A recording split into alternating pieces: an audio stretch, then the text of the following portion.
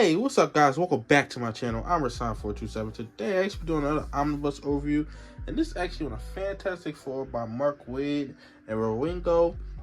And this is something that I've actually never read any of the issues.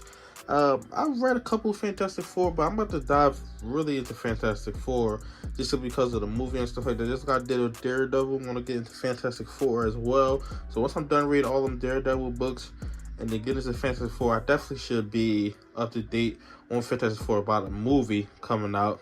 Now I will be picking up this one. Try to get the Hickman run. I know the volume 2 of the Hickman run is out of print. I'm basically starting from this era right here.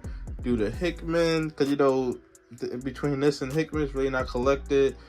And then try to get into the Avengers and then Secret Wars. So I'm basically starting with the, actually the Mark Miller Fantastic Four omnibus as well. So this is the start of my Fantastic Four omnibuses that I'm getting. I want to start from this era. I could get some older ones like John Byrne or Jack Kirby. I actually just picked up a Jack Kirby book as well, a trade paperback. But let's get into this one. Fantastic Four. This is by Waid Wieringo. And Wieringo, I gotta get more into his art and actually look at it. It seems like I'm gonna like it. I know some people are a little bit mixed on it.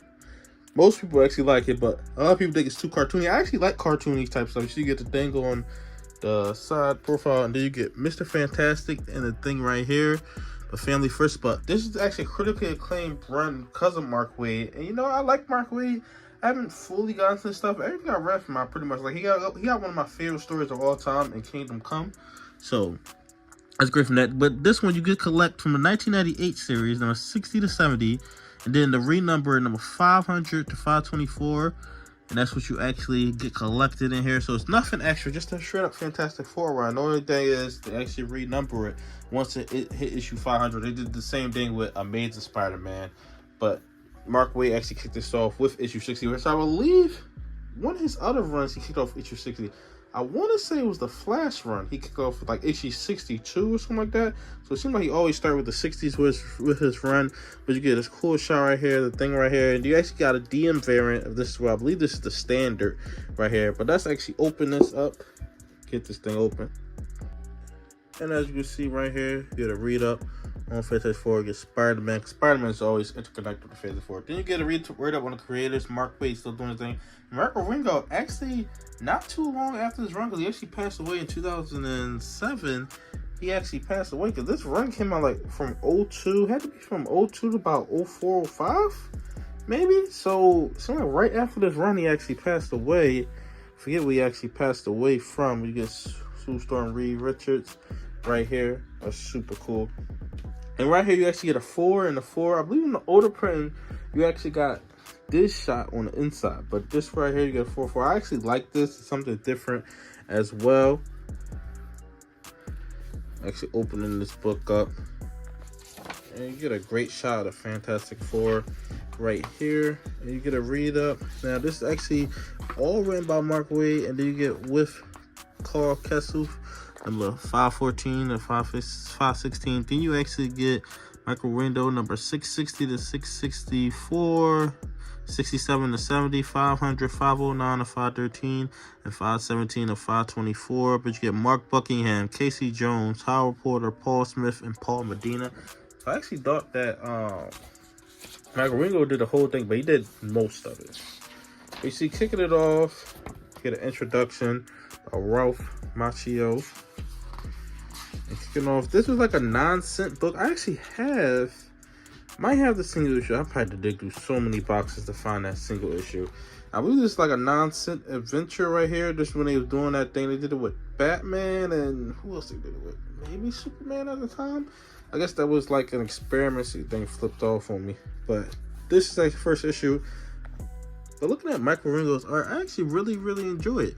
I could definitely see why it'd be too cartoony for some, but I actually like it. And starting in 2000, this is my favorite era of Fantastic Four right here. Like, I think this is like the best era for comic books. I know the 80s as well, but for me, this right here, 2000s, is just, that's the reason I actually picked this to start with. I could have picked like, I don't know if I think they got Heroes Reborn. I don't know if they did Heroes Return yet, but I know they did Heroes Reborn already, as far as giving us an omnibus of it. But this is a great place to start.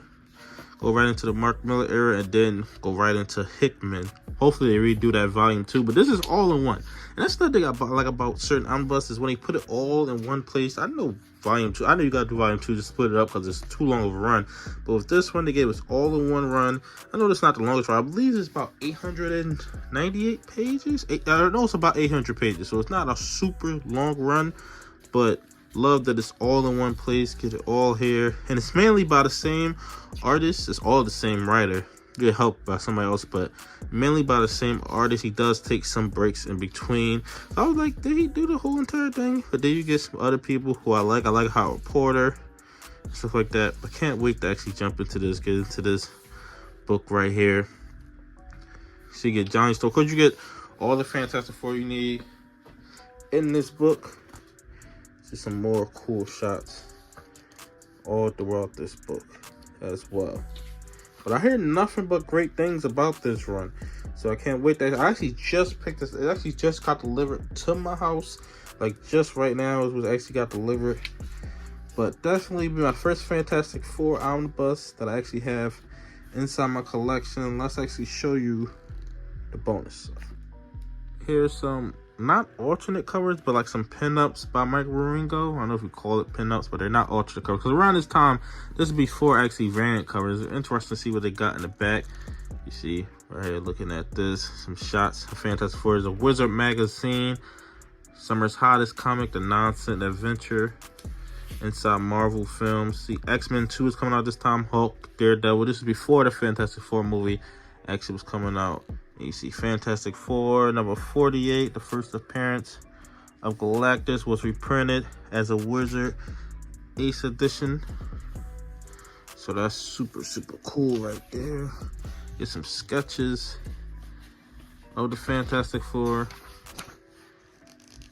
Because with the modern ones, they put all the variants in the back. That's mainly what it is. With this one, you actually have to put other stuff in the back because you don't have variants to put in here. And you see the number 500 director's cut. Get a read up on Mark Waid, which is super cool. Yeah, you just get a ton of stuff in here, a ton of behind the scenes stuff all throughout the back. And they actually did this in my Thor omnibus and inside one of my trade paperbacks. A couple of my trade paperbacks will actually show you every cover from them because it was celebrating the anniversary of the characters and stuff like that. So that's super cool. You got a lot of cool bonus material inside this book. But yeah, tell me your thoughts.